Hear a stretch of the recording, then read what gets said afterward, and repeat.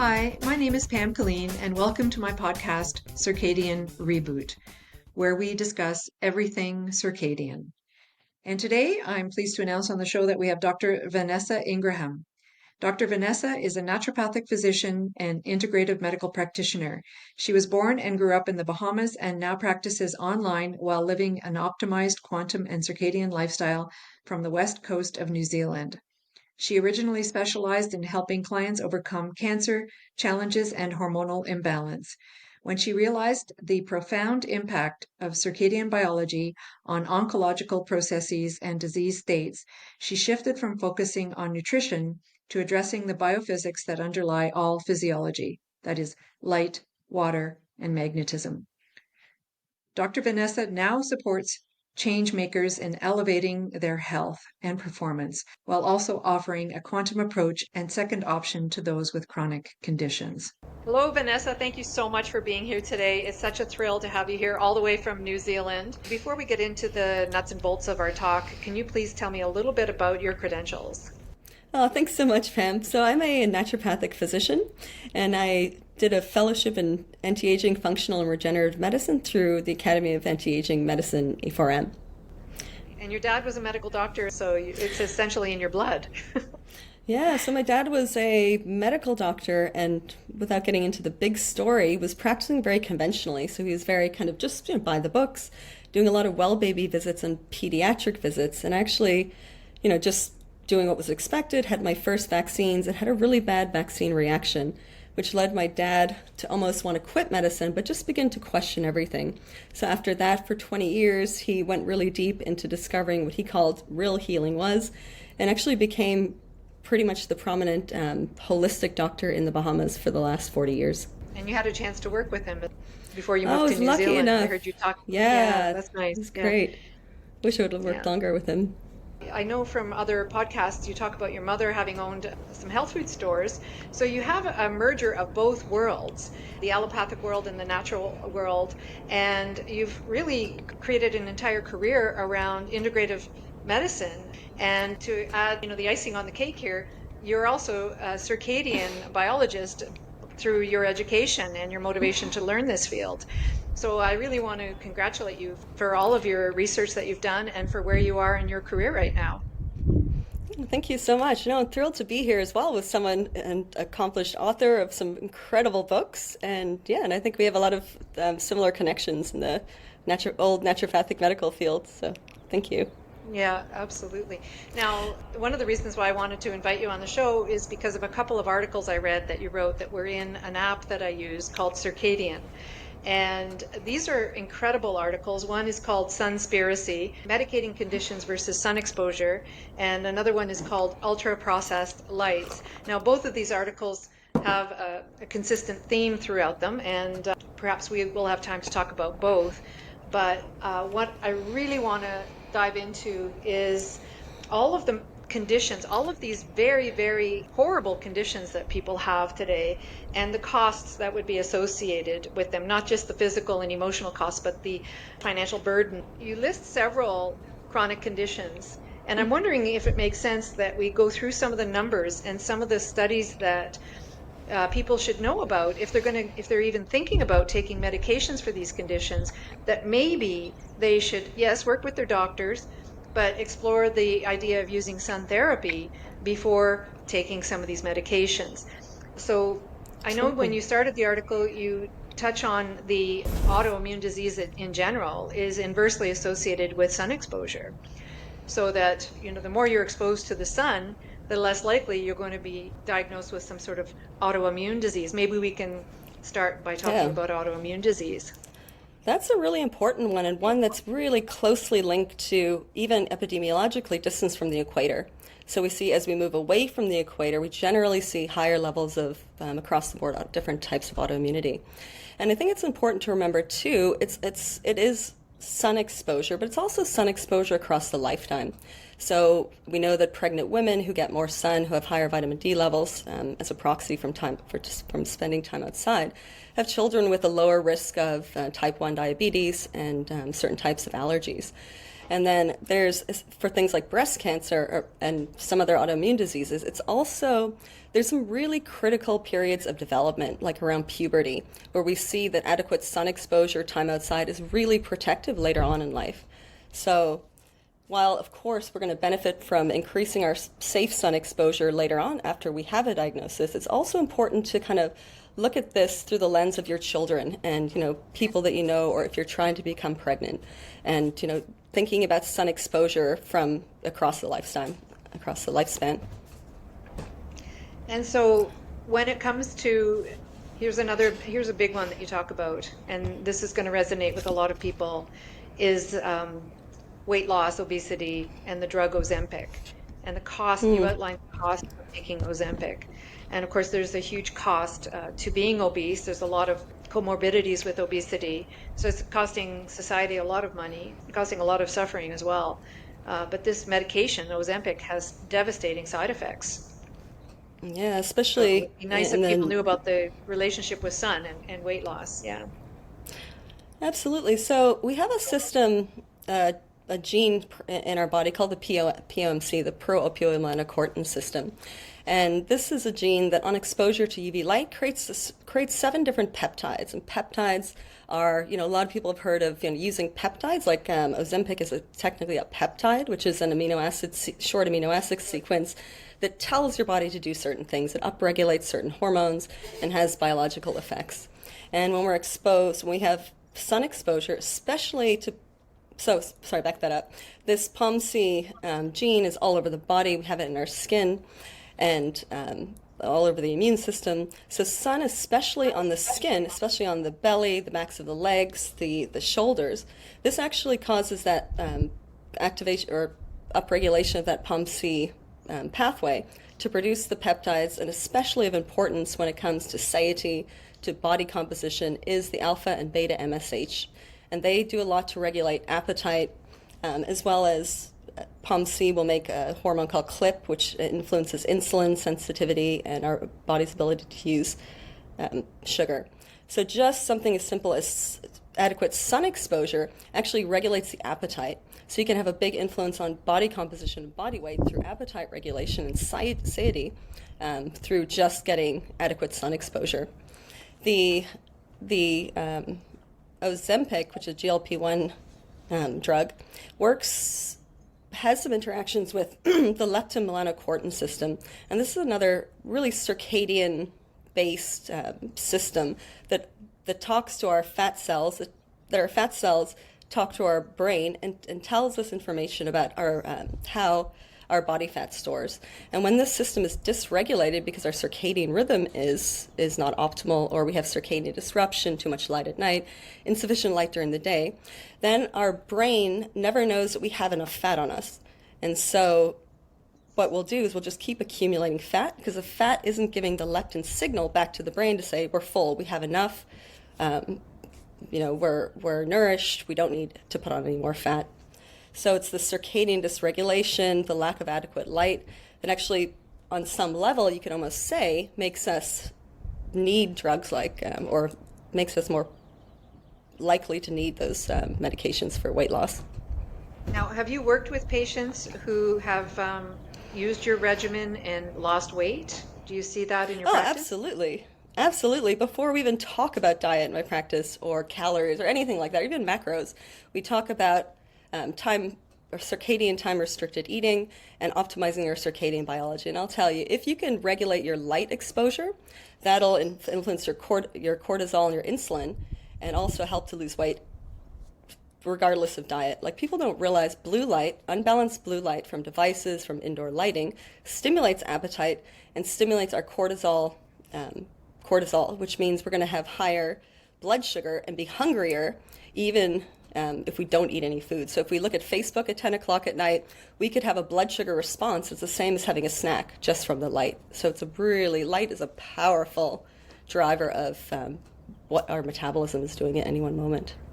Yeah, I interviewed Jeff Gibson, who's involved in the Circadian Dysregulation Challenge, the CRD Challenge. He lives in the States. Jeff Gibson. He's about 40 years old, and he started doing the circadian habits. And within, I think it was about 3 months, he lost, I think, 30 pounds and became Yes. very muscular. And this guy was a gym rat, and he said, I don't need to go to he goes to the gym once in a while or whatever, but not like he did before. But just going out, watching the sunrise in the morning, wearing blue light blockers, which I should probably have on right now because the sun is setting. Mm. There we So, go. Yay. um, but yeah, he lost 30 pounds. He looks and he feels fantastic, and just doing a few changes in his life, right? But it's hard to convince people that light has something to do with this as well. I Yeah. know I talk about it to my friends, and they just sort of, it goes over their heads. They just, the light was one of the greatest inventions of humankind. How could Edison have done us any wrong? So there's a real disconnect for learning this information, I find. Absolutely, and I'm so glad you mentioned the Circadian Disruption Challenge because I'm an ambassador, and I encourage everyone who's listening to sign up. I think it launches October 20th with the daily learnings. But really important also in terms of metabolism, body fat, and light, you need you really need the morning light to make our T3, to make our thyroid hormone for fat burning. And you also need the morning light to burn fat in general. It turns on the beta oxidation pathway that allows us to burn fat. So a big problem, I do see a lot of people, avoiding carbs and doing that all year, which we can get into the seasonal diet and why that's important because food is a story of light at the end of the day. But getting that morning light or not getting the morning light and eating a high-fat diet could potentially not be optimal because you're not actually getting the signal in the morning to start fat burning, and then you're kind of loading on excess fat. You mentioned the thyroid, and that's a big one. A lot of people take thyroid medication. And I'm just wondering, you touched on, going out, exposing yourself to the sun, and I think you call it's like an orchestra, that it's sending a signal to the body. And it's like a domino effect, isn't it? That it turns on certain hormones in the body, not just the thyroid and its hormones, but also cortisol. So maybe you can talk a little bit more about the domino effect of especially that morning sun. Yeah, no, I think it's important to realize, so unlike indoor light, which is going to be steady state, we're going to have the same frequency, the same intensity all day long. With our beautiful sunshine, it's sun's out now, I should stand Showing over off here. your background again, I love it. Exactly. Basically, the light is a changing recipe throughout the day, and its three main components are the infrared, the visible light, and the amount of UV. And so first thing in the morning around sunrise, when the sun is just at a low angle, we have more infrared. We generally don't have UV right away, and we have some visible light. Obviously, it's dawn when we can begin to see. And so then we're going to change into more visible light. The UV is going to come in. It's called UVA rise, generally anywhere from 15 to an hour after sunrise, depending on your location.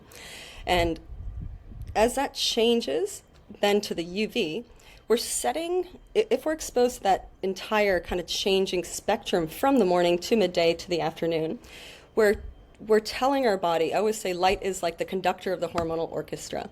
So in the morning, that low angle light is going to start to turn on your thyroid hormone, kind of get the fat burning going. As the visible light increases, we're going to get a cortisol spike, which is very appropriate for the morning. Then as the UV comes in, we're going to start to stimulate that POMC, get that alpha and beta melanocyte hormone going, or peptide going.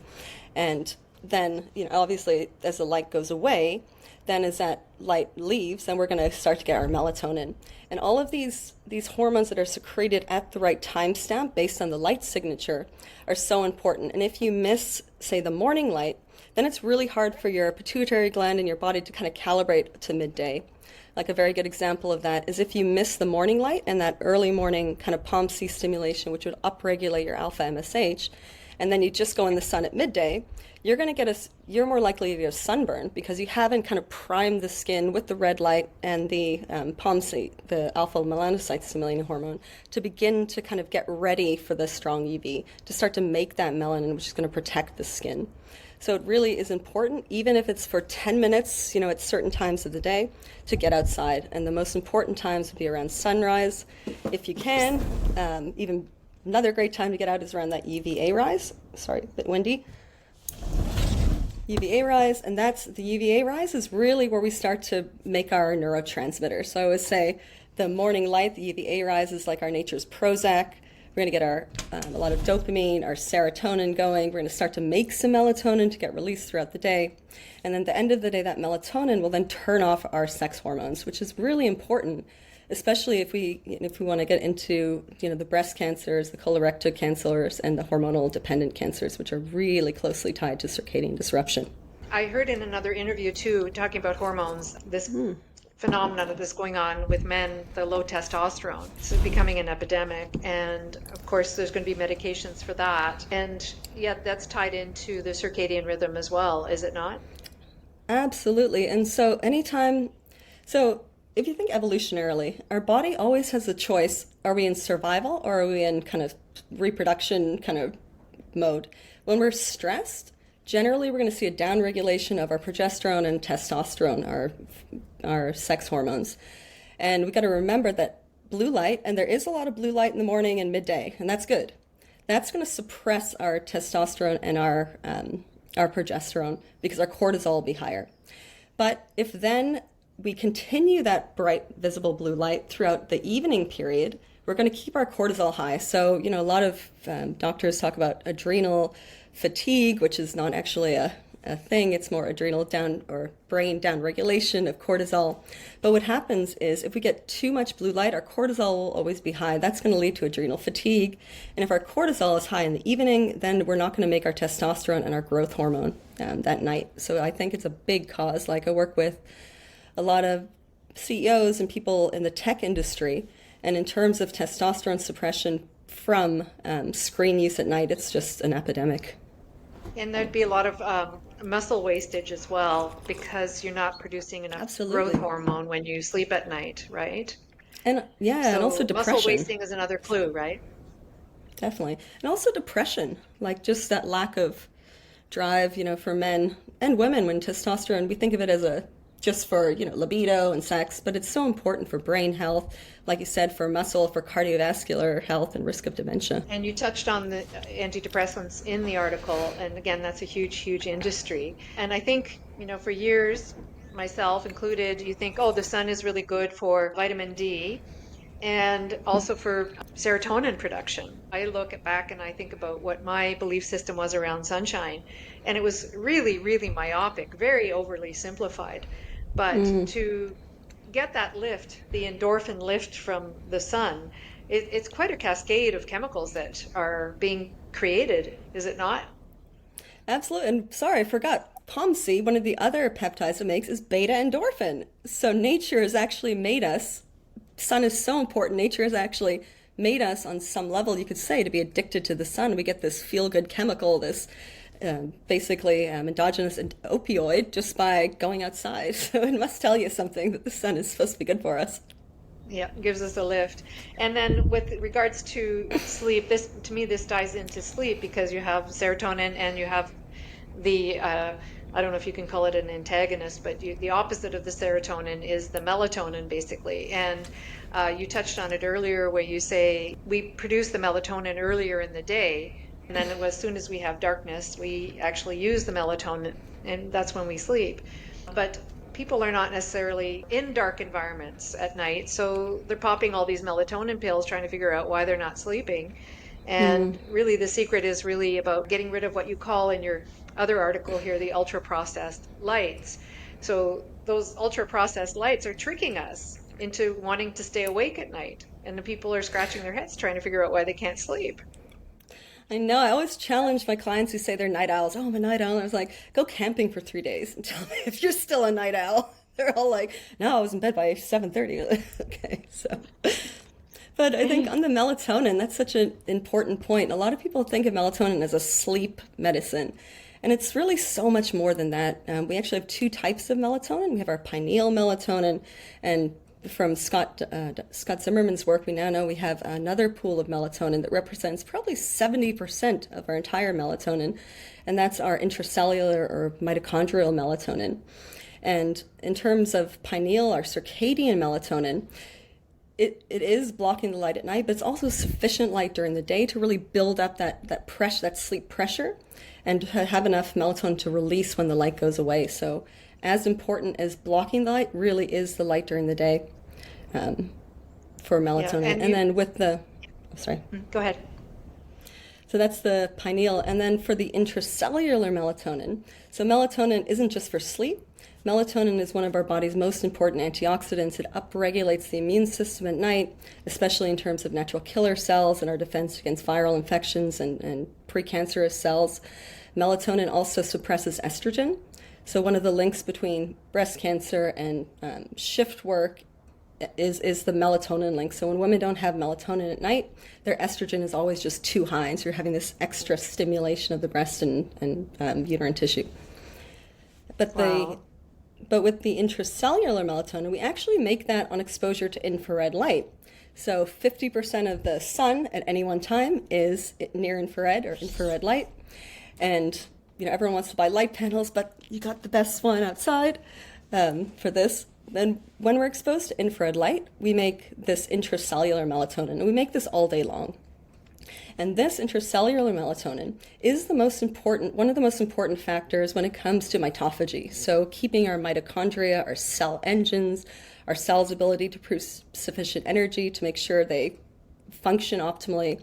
If we don't have that time outside and that production of intracellular melatonin, we tend to get less mitochondrial regeneration. And that, as you know, is one of the main factors in all chronic disease. So we need the sun for both types of melatonin. Yeah. Do you encourage red light therapy at all for people who may not have access to the outdoors as much as they should?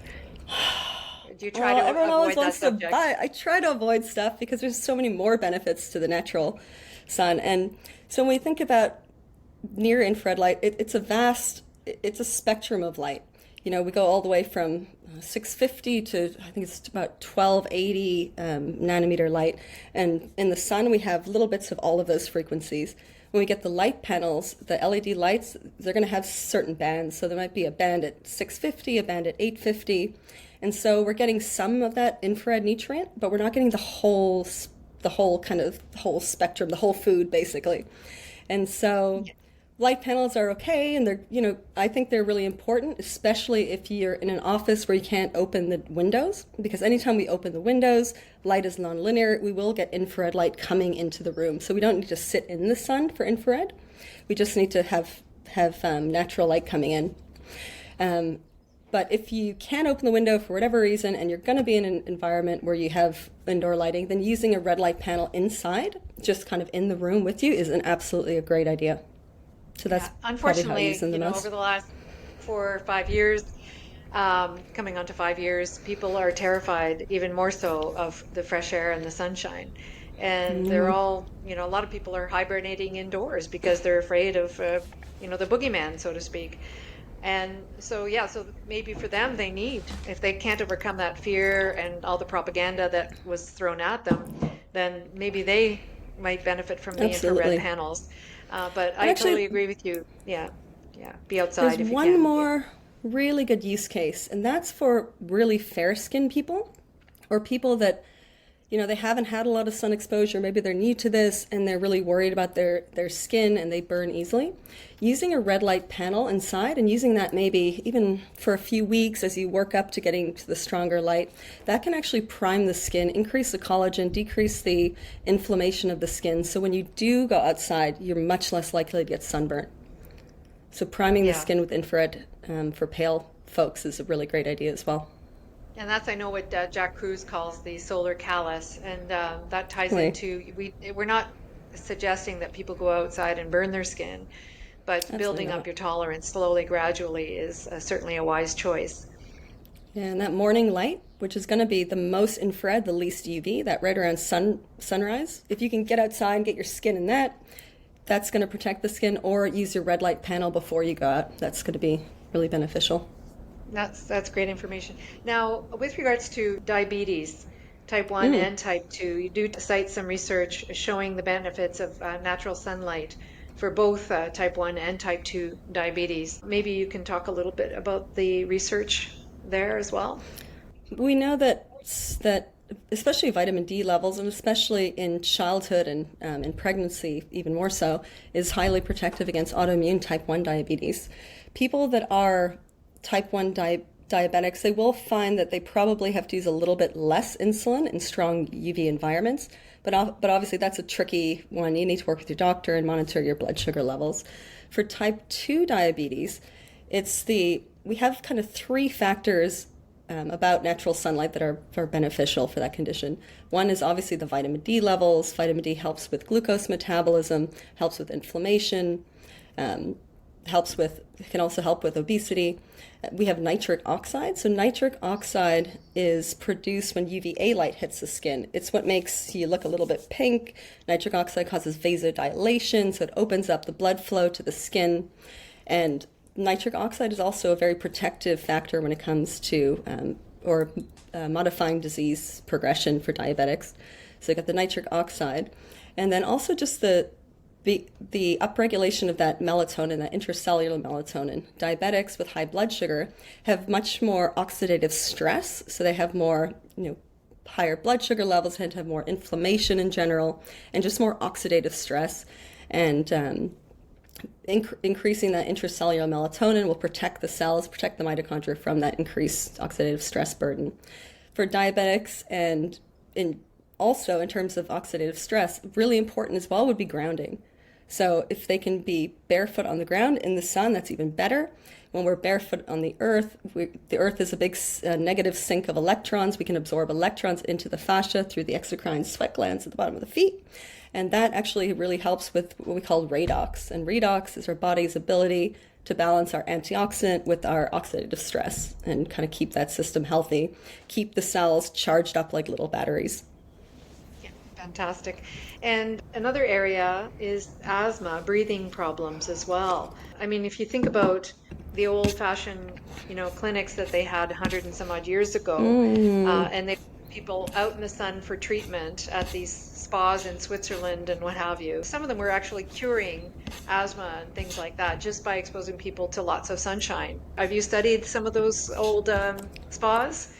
I love this old heliotherapy, man. That was a big thing before antibiotics. You had the TB clinics, and everyone went up into the mountains, into Alps in Switzerland, and got their sun and had to lay out. They even used to do some cold exposure, cold water treatments and stuff like that. So yeah, no, it's kind of neat to see how we've kind of come full circle. Probably this was a very established therapy, heliotherapy. We all knew that the sun was good for us. Then we had kind of Rockefeller kind of science kind of come in, and the medical system being kind of shifted towards this idea that modern medicine was drugs and biochemistry. And we kind of forgot about the biophysics, the electrons, and all the goodies that happen when we're in nature, and moved towards just using targeted drugs to treat certain symptoms, like, antibiotics were obviously the first ones. And then all of a sudden everything else became pseudoscience. Everything else that we intuitively felt was good for us kind of came under question. A lot of the more alternative practitioners kind of got squashed. And then this whole world of pharmaceuticals and genetics, DNA, nuclear genetics-based medicine kind of took over. And I think it's a really cool time because we're kind of circling back and finding out, oh, wait, all that stuff was very, very legitimate and probably do you was have the any underlying factor. Have you worked with anybody who was open to trying to get off their puffers, for example? Somebody with asthma who said, I don't want to, a lifetime of this. Can you teach me how to do the sun therapy? And did they do well? Have you had any personal experience with that? Yeah, absolutely. And especially, I think it's the sun itself, but also the circadian rhythm regulation. Because, using like a steroid inhaler, steroids are, we could say, a synthetic version of cortisol. Our body's cortisol level is like our body's natural steroid, the brakes and the gas in our immune system. So just by getting our especially our cortisol awakening response, our morning strong kind of spike in cortisol, nice and strong, that can suppress a lot of the inflammatory cells, the autoimmune cells, and kind of bring the immune system back in regulation. So I found that folks on circadian rhythm help especially help the people using the steroid inhalers. And then getting the sun, especially on the skin, because I think probably, obviously the vitamin D and the immune regulation, but also how the UVA light will upregulate nitric oxide, just increase the blood flow, tissue oxygenation.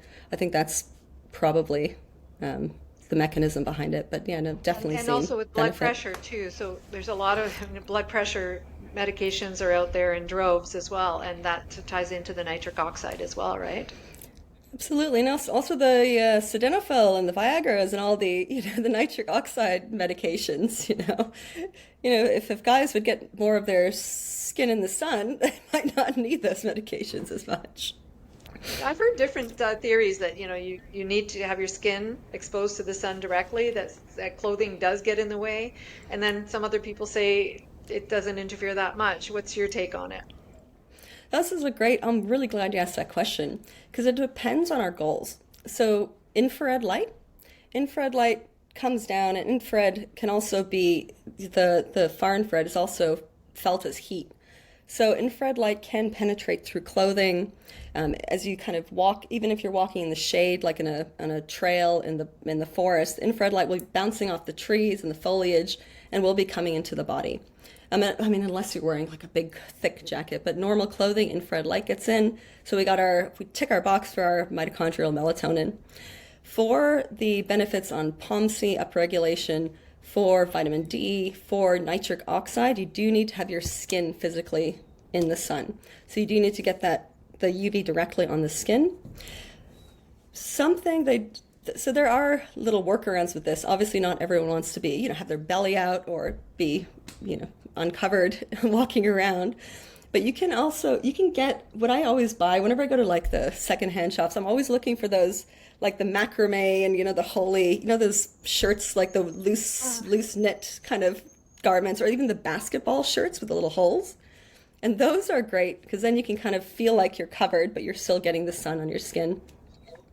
There's also a brand of swimwear called Kaniki, or if you just Google tan through swimwear, and that's actually bathing suits and swimwear that the light can, and even cover-ups and wraps and beach gear, the sun will actually come through, or the UV light can come through.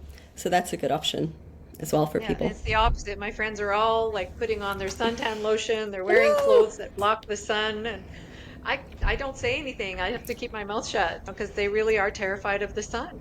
And I've been doing tons of research, and some of the writers are saying that comes from the arc lamps that they used to use, that they were isolating, the UV light and causing cancer on skin. These studies were not done using sun. Full spectrum, and exactly. It just created all this fear mongering, but people don't realize it was really flawed science.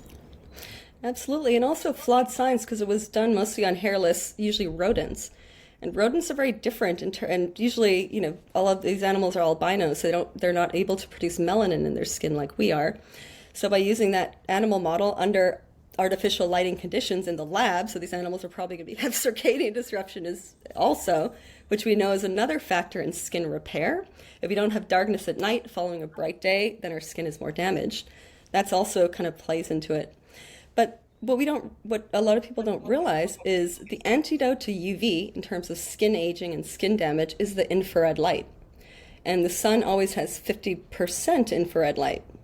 So a lot of women who are afraid of the sun might be going to their dermatologist for these red light treatments to increase collagen and decrease wrinkles. When if we're in the sun, yes, we're going to get some oxidation of cells, there can be some damage to the skin. The red light is actually the antidote, so it repairs that.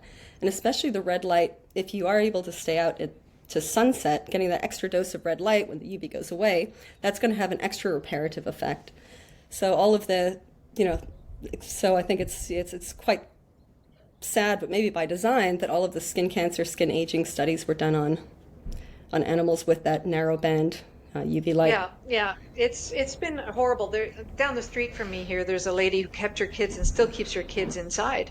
They were newborn and toddler at the time, and she keeps them inside all the time. And she's not the only story that I've heard where a mother has become so phobic over the fresh air and the sunshine. These poor kids are not going to develop properly, unfortunately, and she's afraid of something that she shouldn't be afraid of. It's just absolutely crazy. In another podcast, I was talking about a video that somebody sent me, and it was of a father from London, Ontario, where I'm from. And he, for some reason, was traveling to, I think it was Amsterdam. And he was videotaping the streets here in London and contrasting it to the streets in Amsterdam. And here he's videotaping, there's hardly anybody on the streets, hardly any kids outside playing. And then when he's over in Europe, you see the streets are crowded, kids are outside playing, they're probably even unsupervised, just having a great old time like we used to when I was a kid in the 60s. And so it's just horrible what this fear mongering has done to us, and our children's development is going to be completely compromised the worse this fear mongering has gotten. Yeah. And I mean, especially in terms of brain development, in terms of hormone systems, in terms of immune system function, yeah, it's pretty shocking, especially, having mentioned the importance of UV or full spectrum light throughout the lifespan. If you miss that critical period during development as a baby, and then, miss that puberty window, then you're increasing your risk much more than just avoiding it as an adult. Cognitively, I mean, a lot of people are struggling with brain fog, which some people say is a sign of neuroinflammation. And we need that light, that natural light on our heads to help bring down that inflammation. Is that right? Absolutely. Absolutely. And also on our tummies, on our guts. So getting a little bit of sun on your belly is so important for gut health, for microbiome diversity, and also through the vagus nerve, decreasing that brain inflammation from the gut. Yeah, yeah. And a lot of people are out there taking probiotics. And I always say, if you're not sleeping properly, if you don't have a healthy circadian rhythm, that is also tied into your gut flora as well. So it's not just the sun penetrating the belly, it's about having a nice high quality sleep at night as well. Absolutely. So critical. I mean, the gut is so upset by circadian dysfunction. And most people have the experience when they travel. Gut, maybe a little bloating, even though their gut was fine before, maybe bowel habits change. And that's a, good example of just how profoundly the gut is affected by something as simple as a long haul flight. Now, you talk a little bit about the effects of alcohol as well, not just on the circadian rhythm, but on sleep and caffeine. And of course, strenuous exercise as well, I think. They're too stimulating. It's sort of like you have, the blue light at night is a stimulant. And you add stimulant on stimulant on stimulant, and it'd be hard to be regulating your hormones with all this excess of stimulation that we have. So there's the blue light, or the white light, if you want to call it that, in your houses at night. You add insult to injury if you're drinking alcohol. And I'm not a Puritan by any stretch of the imagination. And then you have caffeine and potentially strenuous exercise, all adding to that equation. And it's really, and people are doing some of these things like exercise, strenuous exercise, and thinking it's good for me, but they don't realize what it's doing to the nervous system. Absolutely, especially if we don't do our strenuous exercise at a time in the circadian cycle that our body will be most adaptive. The worst thing I see is, people who are already stressed out, they wake up at 5:30 and they have a coffee, fasted, go to the gym and do a spin class inside. I'm just like, there's nothing worse for your stress response and your circadian rhythm than going from dark, bright lights, caffeine, and stress. It's a big issue. I think with the caffeine and exercise timing, I mean, they can be very appropriate, shorter, especially outdoor and high intensity exercises. I'm totally fine with, but just not in the morning, because in the morning our cortisol is going to be at the highest, our sympathetic nervous system tone is at the highest, so we don't really want to kind of add to the stress burden in that morning window. You're much better off, especially for women, for weight loss. Like a lot of women too, they just try so hard and they're fasting and they're doing this intense exercise, often while fasted in the morning after a coffee or two, and that just totally upsets the body's weight set point, because you're adding so much stress to the system and you're increasing cortisol because your body is thinking, oh my God, this is a life or death situation.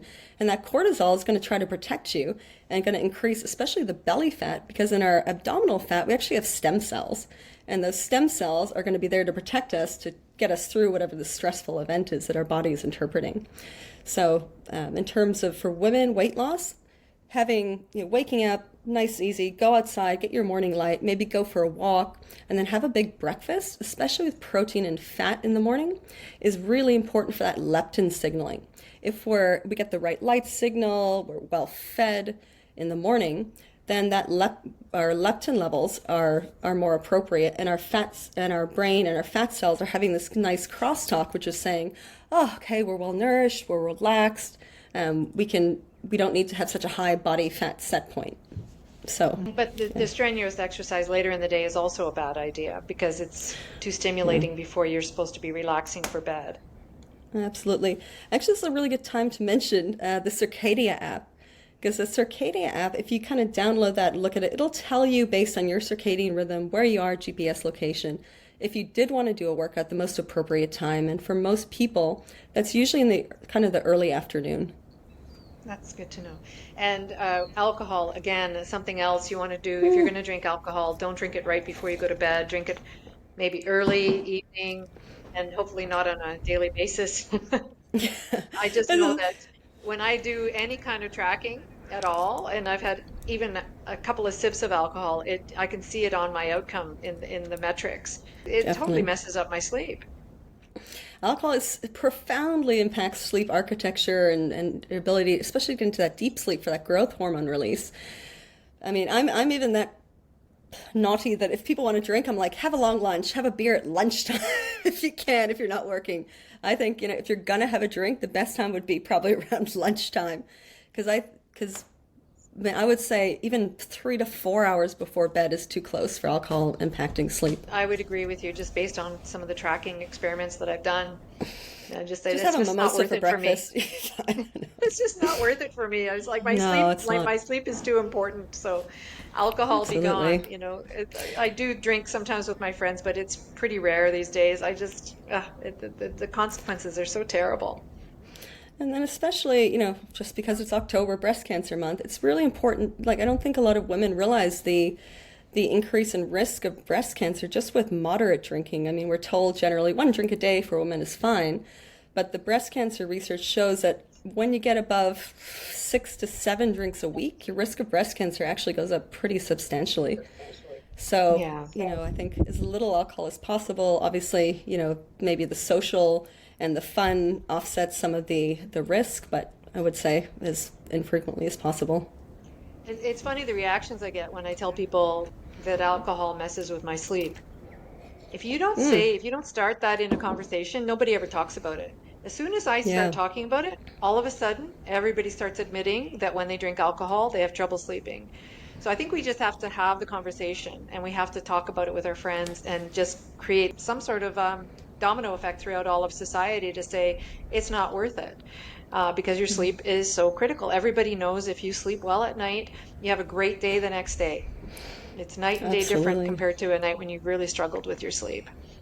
Definitely. And I think there's a bit of a misconception because alcohol is a sedative. So people will technically, especially when people have little bits of insomnia and they say, oh, having a drink helps me fall asleep. And that is true. But then it causes that rebound waking, that kind of spike, that early morning kind of tired but wired kind of feeling, which is just a big sign your body's under stress. Cortisol is spiking, you got adrenaline in the middle of the night. Yeah, not ideal. No, it's And hard on the also, heart. yeah, Yeah, it's really yeah. hard on the heart. Yeah. And also from mouth breathing, when people drink alcohol, they're much more likely to mouth breathe and snore because the jaw's really relaxed. And obviously, we know just the implications of mouth breathing on cardiovascular health, on risk of diabetes, and yeah, it's across the board. I studied Buteyko breathing. I'm a Oh, practitioner as great. well. But I make it really simple for people. I get them to mouth tape if they can, lie on your side if you can. Because, as you know, lying on your back, you're more likely to open your mouth. But if you're mouth taping, then that will eliminate that. And so with just the paper tape, I tell people just, if you can, sleep with your mouth taped. And it's far more relaxing to nasal breathe versus mouth breathe. Absolutely. And I mouth tape as well. The one downside with mouth taping and circadian living is it's not that good for sometimes relationships because you're in bed, you're taped up, eye mask on, earplugs, heavy blanket. My partner's like, "Good night," like, "I love you." That's the one downside, but other than that, it's great. Yeah, well, actually, that touches on an interesting subject, and basically, it's sleep aids, which is a multi-billion-dollar industry right now. And it sounds like you and I, like I use the weighted blanket and mouth taping, and I wear the mask, and I have the blackout curtains and white noise because I struggled with debilitating insomnia for years and years and years. So I do all of these things as a precautionary thing right now because I am sleeping, thankfully. But at any rate, I still have the memory of all the insomnia that I struggled with. What other measures do you use or do you recommend to some of your patients? And around the circadian, Well, just to or help around them sleep, or just relax enough to fall asleep and get their nervous system calming down. yeah, definitely. I mean, the two key times for sleeping well that night, are what happens first thing in the morning and what happens a few hours before bed. I generally kind of frame it up like that. So the morning light, obviously circadian, but you kind of create this timestamp in your brain that says, okay, now it's morning. Now my brain knows that, 12 hours-ish later, it's going to be bedtime. So just by getting that morning light through melatonin, but also just through that circadian mechanism, you're ensuring better sleep that night. Then the couple hours before bed is crucial. Obviously, the light is the biggest driver, but also activity and food timing will impact your sleep and circadian rhythm. So, once get perfect world, expose yourself to the low angle light in the evening. So a little bit of time outside around sunset. That will actually protect you to a certain degree against the influence of light after sunset. So the light signature from the sun is a little bit stronger than the disruptive signal from inside. So if you can at least get outside around sunset, even if that means driving home with your window open, that'll make if there is blue light, which hopefully there's not after dark, a little bit less disruptive. So you got your evening light, then kind of going into the dark period, when you get home or when you get, once the sun is setting, just being really mindful. So in terms of best to worst, very worst lighting after it's dark is LED overhead lights, because the cells, the melanopsin and the light detecting cells in our eyes are at the bottom posterior part. Any light from above is going to be the most disruptive. So a little bit better would be lamps and downlights. So even if they are white light, having them at eye level or below. A little bit better getting the amber or red lights.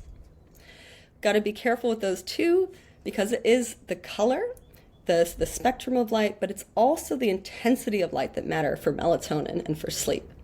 So, I have I have a lot of red lights and used to use a lot of red lights at night, and it looks really cool, but they were actually too bright. And I found that when I just stopped using red lights and just used candles, that it made a huge difference just because of that intensity, even though the candles may have a little bit more or a little bit more of the visible light in them. So candles the best, if you can. And then just being really mindful of what you do. So in terms of worst activities, probably watching TV, even with blue blockers or using your computer, because we have melanopsin, which is the blue light sensing pigment in our eyes in the highest density, but we also have it in our skin, in our subcutaneous fat, and in our blood vessels. So if I'm watching a really bright screen, I'm covering my eyes, that's good, but my skin and any skin exposed also is now stimulated, so it knows it's actually bright, and that can disrupt circadian rhythm as well. So screens are the worst. If you really must watch your favorite show in the evening, I would even recommend wear long sleeves, cover your skin. If you want to be funky, wear a hat, just cover as much of your skin as possible as well as your eyes. But even better would be obviously to do things that are going to help regulate your nervous system, doing some deep breathing, some stretching. Something that I've figured out, because I've been an insomniac for a long time, one of the reasons I got into the circadian rhythm, is doing something that's relaxing but makes your brain work. So for me, that was music. Learning to play the ukulele and then graduating to guitar. Doing that before bed, the acoustic vibrations were quite calming, but just that mental work of trying to figure stuff out, being a beginner, learning an instrument, would make my sleep amazing. So if you can do something in the evening that's going to even, put some music on instead of using the screen, sing along to some songs, anything that you're using your breath and you're using, your brain or vocalizations, that's going to be really calming. I mean, obviously there's, meditation and yoga nidra and all these other things. But if you're able to just set aside an hour or two before bed where you're not using screens, I mean, because it is the bright light, but it's also movies and TV shows are quite stimulating. They're quite like, action and, stuff happening and they're funny. And that in of itself can also disrupt sleep. Yes. So, Yeah. I mean, also too, Those are just all using great that pointers. time. Yep. And I mean, something also that recently got into is just doing. I mean, me and my partner will do massages on each other, just like the deep pressure, the stimulation of the skin is so relaxing. It's a nice bonding thing you can do. Give your kid a massage or your dog, and that's another great thing to do before bed. Soak up each other's electrons, right? Exactly. Well, that's great information. I think we should wind down so you can carry on with your day. I know it's tomorrow in And you New can get to Zealand bed. and it's the morning. Yeah. I should start winding down for bed myself. But I just want to finish with one last question that I like to ask my guests, and that is, what is your circadian dream day? How do you visualize that? Oh, my dream day. I mean, I'm not. Don't want to seem, I don't know, smug or anything, but I have it pretty good. So I wake up. I do a type of yoga called Kundalini yoga, and the way we practice is early morning, usually before dawn. So I wake up. I love the morning. I wake up 5 or 5:30. I go outside and I sit outside just as the sun's rising. Oh no. And I do my yoga practice just as kind of the light is starting to come in. Then I come in and we get ready and we go for a walk around, I don't know, the trails back here. Lots of, nice little elevation and nature. And maybe a little bit naughty from we just talked about exercise point of view, but I love rucking, so carrying a heavy backpack. And that's my main form of exercise. I just carry my heavy backpack, walk along the trail, get the sunrise light in. And then when I come home, I work outside. So another bit of a segue, we had a building biologist come and kind of test our whole house and did a lot of EMF mitigation. So I have my internet hardwired. We have some shielding on the deck because there's some line of sight cell towers. And I have my grounding mat attached to the ground. So I usually sit out there and work all day. It's my little outdoor office. Very nice. And then so outdoor most of the day. And then usually go for a walk around sunset again on the beach. We're lucky enough, we live on a black iron titanomagnetite sand beach. Just got lucky there. And so really good grounding. And then I'll usually do a cold dip in the ocean and then come back and have a sauna. So very nice. Pretty good. Wow. 3 days pretty good. We're jealous. We're all jealous. And then I come home, light my candles, and my partner's a musician, so he plays music and I sing along, and so it's pretty good. Beautiful days. I love it. I love it. Well, listen, I better let you get on with your beautiful circadian day, and thank you so much for joining me, and I'd love to have you back on and talk more about some of the research and the writing that you're doing. Oh, thank you so much. Yeah, no, I'd love to come back on too and kind of even explore this idea of light being a nutrient. So we talked about, the different kind of the 3 main types of light and their benefits, but really going into light as nutrition and kind of realizing that a lot of chronic disease could be malillumination rather than malnutrition. So thank you. I love it. We'll do that on our next show. I really look forward to that. So I'll sign off. Thank you so much. Thanks so much for joining me today, Vanessa. Thanks. Thank you for taking your valuable time to join us today. The information provided on my website, community forum, and podcast is intended for informational purposes only and should not be construed as medical advice. We are not licensed medical professionals, and the content shared here is not a substitute for professional medical advice, diagnosis, or treatment.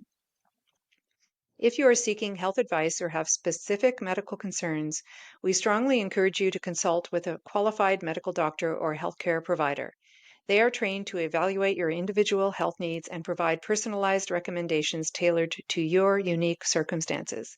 By accessing and using my website, participating in my member forum, or listening to my podcast, you agree to acknowledge and abide by this disclaimer. We do not assume any responsibility or liability for actions taken based on the information provided herein.